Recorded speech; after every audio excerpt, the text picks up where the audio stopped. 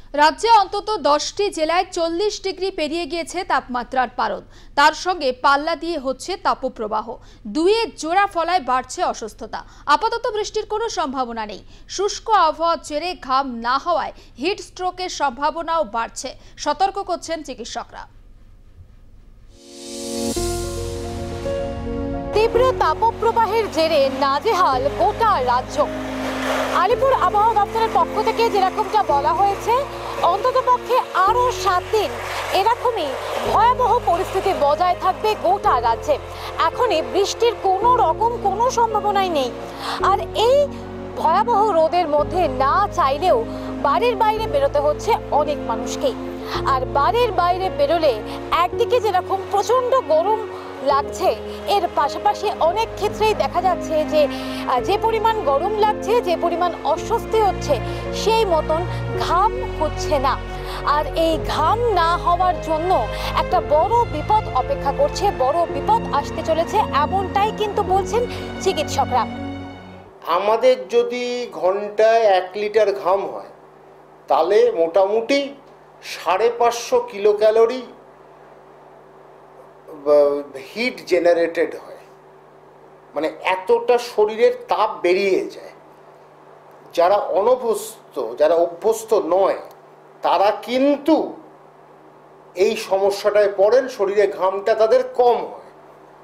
বা যদি সেইভাবে আবহাওয়া হয় যেখানে ঘামটা কম হচ্ছে, তাহলে কিন্তু ঘামের মাত্রা খুব কম।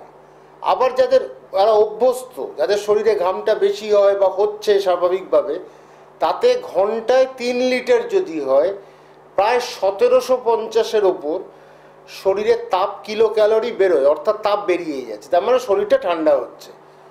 আমাদের এই সময় ঘামটা কম হচ্ছে, অস্বস্তি বাড়ছে, আমরা বারবার এসির দিকে চলে যাচ্ছি। একদিকে যেরকম শরীরটা খারাপও হতে পারে, আবার নিজেকে কষ্টের থেকে মুক্তির উপায় তখন এসি। কিন্তু এই ঘামটা খুবই দরকার, ঘামটা কমই হচ্ছে। আবহাওয়ার পরিস্থিতি এইভাবেই এমনভাবে তৈরি হয়েছে, ঘামটা খুব কম মানুষের মধ্যে দেখা যাচ্ছে। চিকিৎসকরা যেরকমটা বলছেন যে এই যে ঘাম হচ্ছে না, এর ফলে হিট স্ট্রোকের সম্ভাবনাও ভীষণ রকম ভাবে থাকছে। হিট স্ট্রোক অনেকটা ন্যাচারাল স্ট্রোকের মতনই বিহেভ করে, নর্মাল স্ট্রোকের মতো।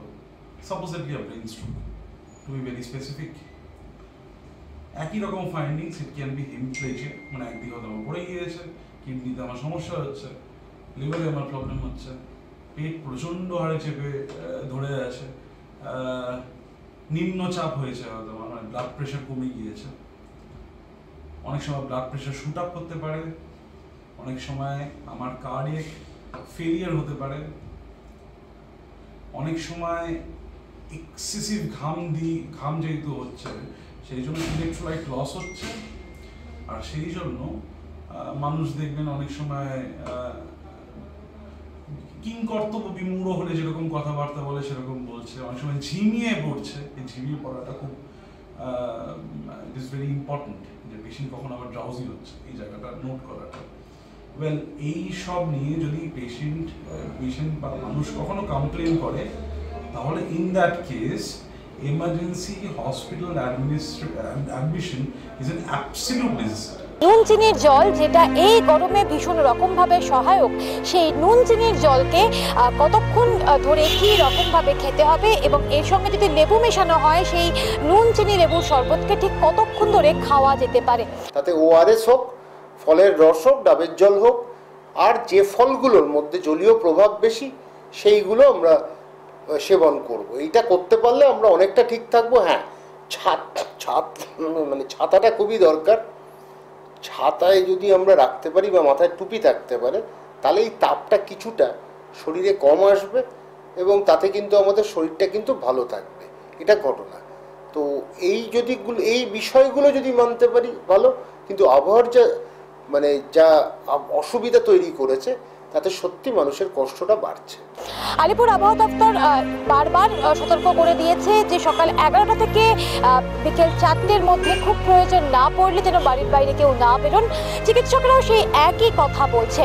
রাজ্য জুড়ে কমপক্ষে 10টি জেলায় তীব্র তাপপ্রবাহের সতর্কতা রয়েছে, তবুও এর মধ্যেই মানুষকে বাড়ির বাইরে বেরোতে হচ্ছে এবং এই যে গরম, সেই গরমের সঙ্গে কীভাবে মোকাবিলা করতে হবে তার পরামর্শ চিকিৎসকরা দিলেও এই বৈশাখী দহনে যে স্বাভাবিকভাবে মানুষ একেবারে নাজেহাল সে কথা বলাই বাহুল্য। ক্যামেরায় শুভঙ্কর লাহার সঙ্গে সায়ন্তিকা বন্দ্যোপাধ্যায়, আর প্লাস নিউজ, কলকাতা।